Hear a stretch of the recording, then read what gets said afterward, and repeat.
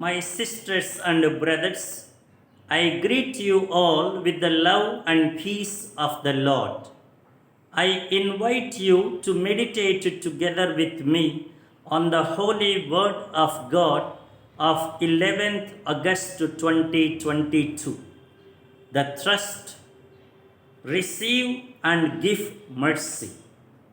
The indicative of our reflection in a world that is ridden by negativity and lack of forgiveness, we are called to be carriers and promoters of forgiveness and reconciliation.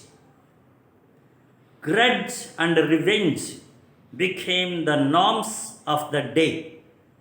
Understanding, forgiveness, and reconciliation appear to be outdated and signs of weakness.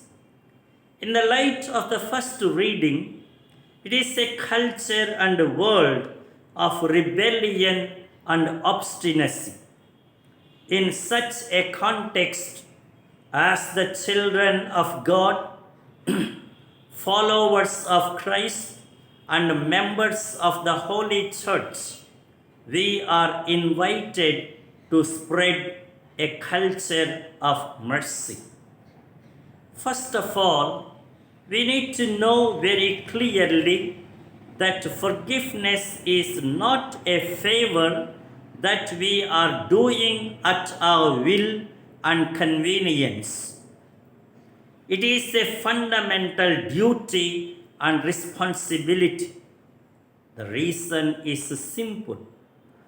We ourselves receive so much mercy and forgiveness from God and many others. As the psalmist quite rightly admits in Psalm 130, if only God should mark our guilt, who would survive? It is quite unfair that we receive abundant mercy but refuse to give it to others. God will be not only unhappy but also will not forgive us if we do not forgive others.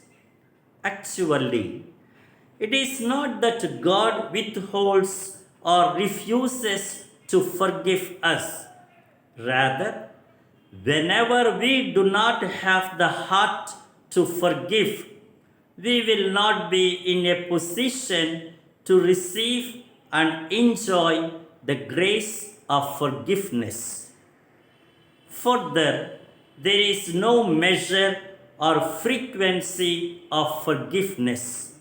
It means that we cannot ask how much or how many times to forgive. We cannot say that I cannot forgive because it is too big an offense and too many times. There is no such thing as deserving or undeserving. For which of us are really worthy to merit mercy from God or others? To be merciful and forgiving must become a way of being and living, and not be limited to some isolated moments or acts.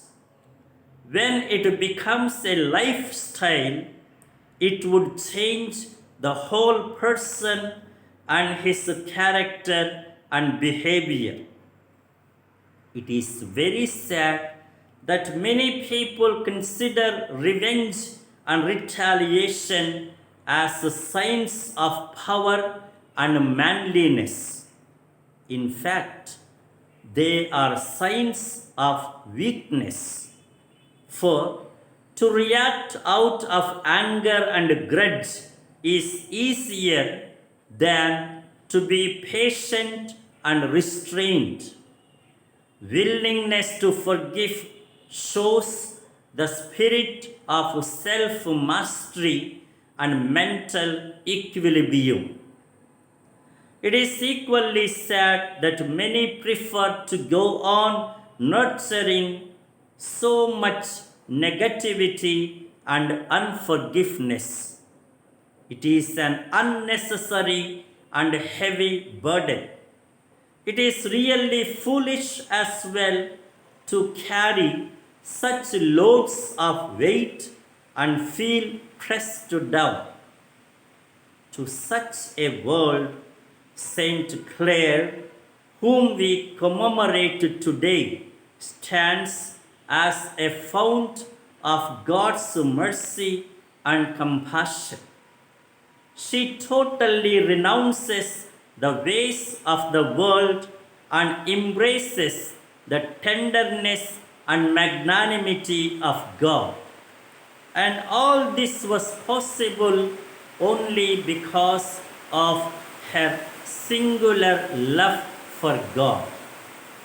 And now, the imperative for our life, when the Lord is constantly inviting us to relieve ourselves of all our heavy burdens, why do we stubbornly allow them to cling to us?